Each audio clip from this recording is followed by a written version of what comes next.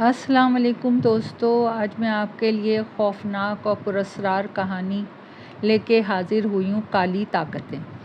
بعض دفعہ ایسے حالات و واقعات رونما ہو جاتے ہیں کہ انسانی عقل بھی دنگ رہ جاتی ہے، مگر اللہ اور اس کے حبیب صلی اللہ علیہ وآلہ وسلم پہ کامل یقین رکھنے والے ہمیشہ سرخرو ہوتے ہیں۔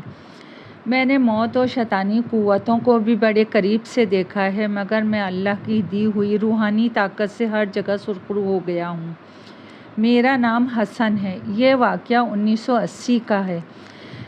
میرے والد اور والدہ دین سے کافی منسلک تھے۔ والد صاحب قرآن حافظ اور اسکالر تھے، ان کو دین کے معاملات میں کافی دسترس حاصل تھی۔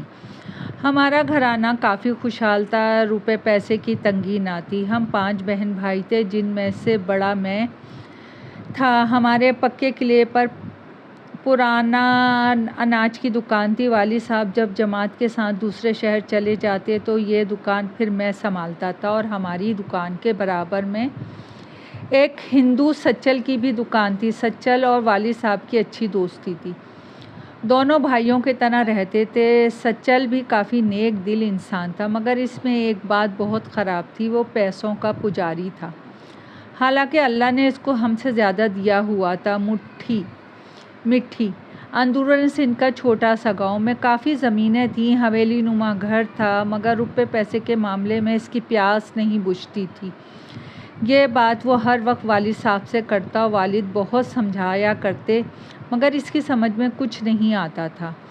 میں بڑا بیٹا تھا، اس لیے والد صاحب کے بہت قریب تھا، اور والد صاحب کی نصیحتیں، دین کی باتیں سنتا رہتا تھا۔ سچل ایک دن دکان پر آیا اور والد صاحب سے کہنے لگا، محمد حسین، مجھے کچھ دنوں کے لیے بلوچستان تیراک کے لیے جانا ہے۔ میرا بیٹا راجو دکان سنبھالے گا، تم اس کا خیال رکھنا۔ سچل، تم کتنے دن کے لیے جا رہے ہو؟ صرف 40 دن کا چلہ ہے، باقی آنے جانے کا دن لگا لو تو 45 دن سمجھ لو۔ سچل، تمہارا بیٹا تو نہیں ہے، سمجھدار تو ہے نا؟ ارے محمد حسین، راجو حسن کی عمر کا ہے، کافی سمجھدار ہے، میٹرک کیا ہوا ہے۔ اب سوچ رہا ہوں شہر کی سمجھ آ جائے تو کالج میں داخل کروا دیتا ہوں۔ ٹھیک ہے سچل، تم خیریت سے جاؤ، خیریت سے واپس آؤ، میری دعائیں تمہارے ساتھ ہیں۔ سچل کے ساتھ خوبصورت آنکھوں والا لڑکے کے ساتھ آیا تھا۔ سچل 2 دن بعد ہی گاؤں سے بیٹے کو لے آیا تھا، اسے سیدھا ہماری دکان پہ لے آیا تھا۔ محمد حسین، یہ میرا بیٹا راجو ہے۔ ویسے سچل بھی کافی اچھی شخصیت کا مالک تھا، راجو باپ سے بھی زیادہ خوبصورت تھا۔ ماشاء اللہ، سچل بیٹھو۔ والد صاحب نے 2 کرسیاں آگے کر دیں۔ ہماری دکان گودام نما تھی، تھوک کے حساب سے کاروبار کرتے تھے۔ سچل کا بھی یہی حساب تھا۔ راجو، تم محمد حسین کے ساتھ بیٹھو، میں دکان کھولتا ہوں۔ سچل دکان کھولنے چلا گیا۔ والد صاحب گاہک نمٹانے کھڑے ہو گئے۔ میں راجو کے پاس بیٹھ گیا، پڑھائی کی باتیں کرنے لگا۔ راجو بہت سمجھدار اور خوش اخلاق لڑکا تھا۔ دن گزرنے کے ساتھ ہماری جوڑی بن گئی، ہم دونوں بھائیوں کی طرح رہنے لگے۔ سچل راجو کو والد صاحب کی نگرانی میں دیکھ کر بلوچستان کی مہاکالی کے مندر میں تیراک کرنے چلا گیا۔ 1.5 ماہ بعد سچل واپس آیا تو بے حد خوش تھا۔ آتے ہی والد صاحب کے گلے لگ گیا۔ محمد حسین، بھگوان نے میری پوجا قبول کر لی اور مجھے زمین سے خزانہ ملا ہے۔ تیراک کے دوران میں نے بھگوان کی اتنی پوجا کی کہ بتا نہیں سکتا۔ مجھے پوری دیگ ملی ہے۔ والد صاحب حیران ہو کے بولے، اچھا، یہ بڑی اچھی خبر ہے۔ پوجا تو سارے ہندو کرتے ہیں، مگر میں نے تو آج تک نہیں سنا کہ بھگوان نے کسی کو خزانہ عطا کیا ہو۔ ارے محمد حسین، جیسے تمہارا اللہ کسی بھی انسان سے راضی ہو جائے، اسی طرح ہمارا بھگوان مجھ سے راضی ہو گیا ہے۔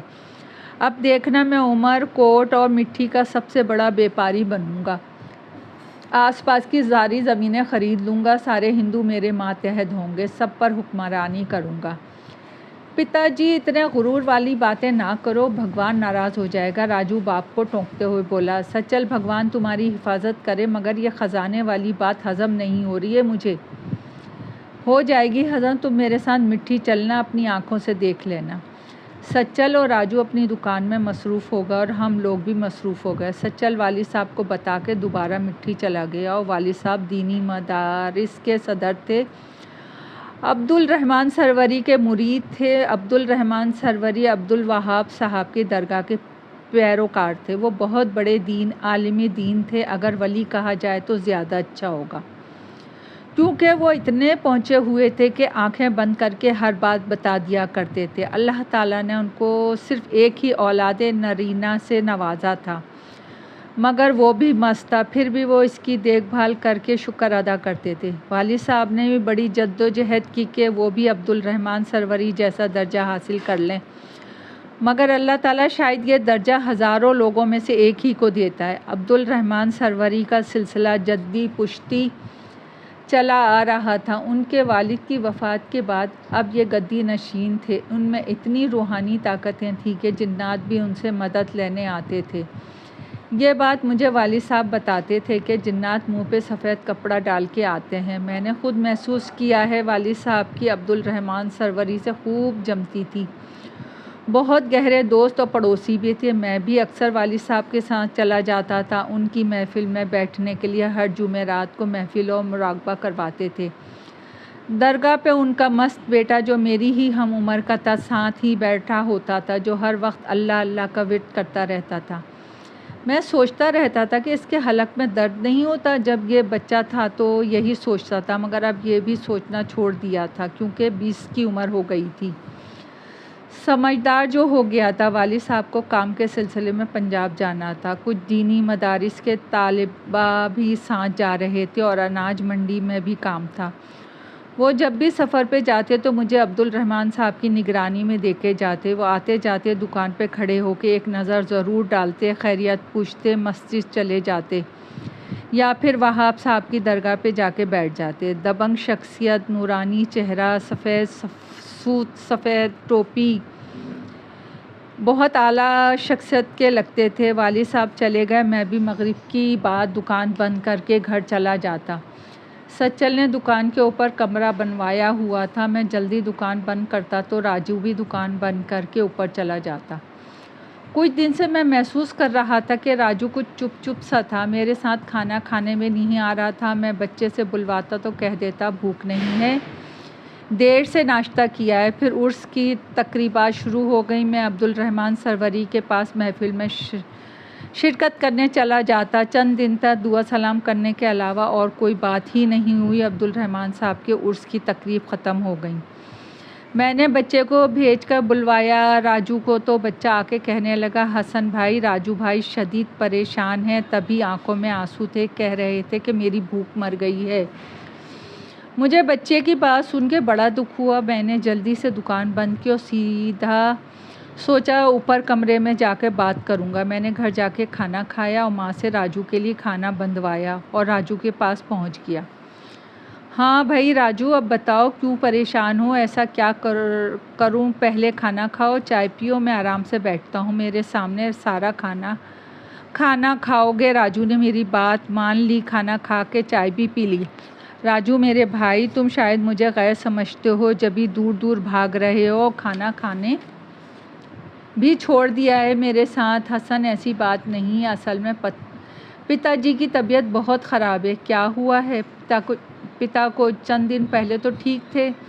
ماتا جی کا جنم پتر آیا ہے، وہ مجھے بلا رہی ہیں، تو بھائی چلے جانا، یہاں بیٹھ کے کیوں افسردہ ہوتا ہے؟ پتا جی کو دیکھ آؤ گے تو تسلی ہو جائے گی۔ حسن یہ بات نہیں، میں نے سوچا ہی نہیں دکان کی وجہ سے۔ ایسا کرو صبح نکل جاؤ، میں دکان کو دیکھ لوں گا۔ راجو خوشی سے بولا تو پھر میں ابھی تیاری کر لیتا ہوں، صبح پہلی بس سے نکل جاؤں گا۔ ٹھیک ہے، میں چلتا ہوں، صبح جاتے وقت دکان کی چابی دے جانا، میں نماز کے بعد عبد الرحمن صاحب کے پاس ملوں گا۔ شکریہ میرے بھائی، بھگوان تمہاری رکشا کرے۔ صبح کی گاڑی سے راجو مٹھی روانہ ہو گیا۔ میں نے اس کی دکان کھولی، اپنی دکان پہ بچہ بٹھایا، تھوڑا بہت گاہک نپٹا کے عصر کی نماز کے بعد اس کی دکان بند کر دی۔ میں بھی مغرب کے بعد دکان بند کر کے گھر روانہ ہو گیا۔ 40 سال پہلے مغرب تک بازار، ہوٹل سب بند ہو جاتے تھے، دوسرے دن صبح پہلے میں نے راجو کی دکان کھولی، پھر اس کے بعد اپنی دکان کھول کے بچے کو بٹھایا، واپس اس کی دکان میں آ کے صفائی کرنے لگا۔ حسن میں نے مڑ کے دیکھا تو راجو کھڑا تھا۔ دوستو کہانی ابھی جاری ہے، پسند آئے تو لائک اور سبسکرائب کیجیے گا۔ آپ کی دعاؤں کی طلبگار۔